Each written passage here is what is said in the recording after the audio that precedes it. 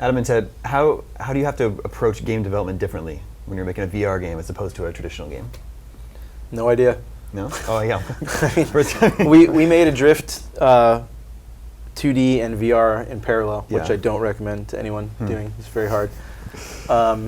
And, you know, my whole team has made AAA games for our whole careers, and, you know, there's a certain amount of things that you know just based on your experience and what you know works, and there's a lot of like, you know, holy shit, I have no idea what I'm doing.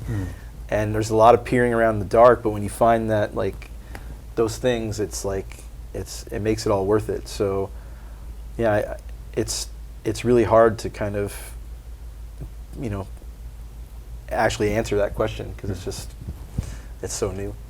Ted, you've been making games for a long time.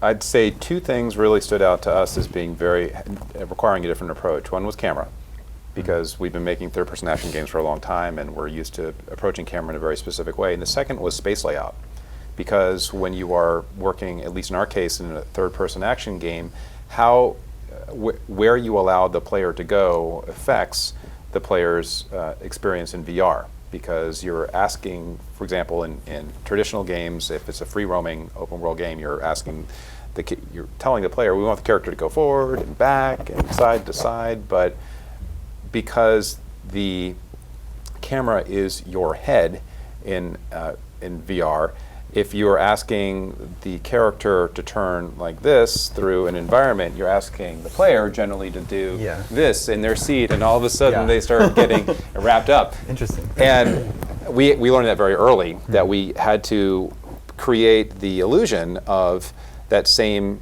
freedom of space. I guess you can go anywhere in this space without creating those physical challenges when you're actually wearing a headset.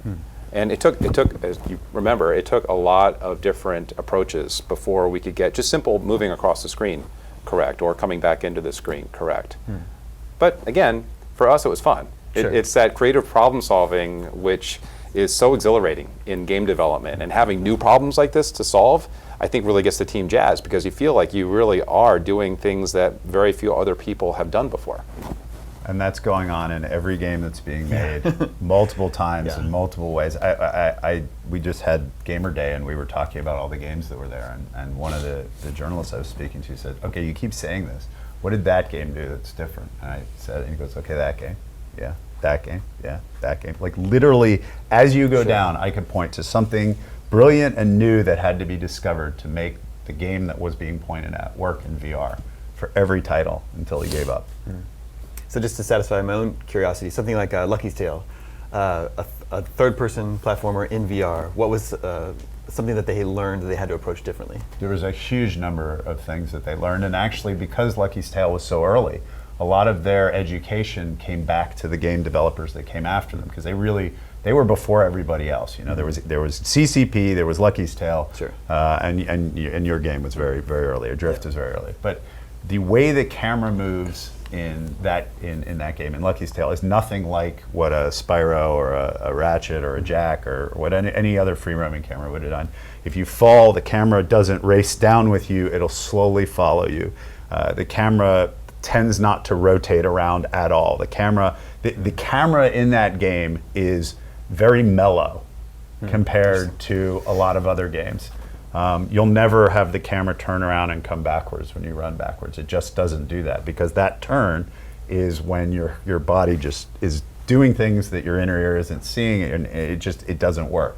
So the amount of camera work alone that went into Lucky's Tale was massive. And then I wish the developer were here, they could tell you 100 other things you did, but that comes through most clearly as what they did with the camera. And how they placed the level then had to be dictated by where the camera could and couldn't go. You can force cameras in Jack or any of the much more modern third-person character action game. If you want them to go in a hall, you just put the camera behind them and have it travel down the hall. So you can't do hallways at certain angles in Lucky's Tale because you can't rotate the camera to go down the hall. So the whole world is cognizant of how the new camera system works. It's fundamentally a massive challenge that they solved. So literally every title went through that, and the conversations back and forth with Oculus, is this working, is this not working? It's just a lot of work, and a huge outcome for them.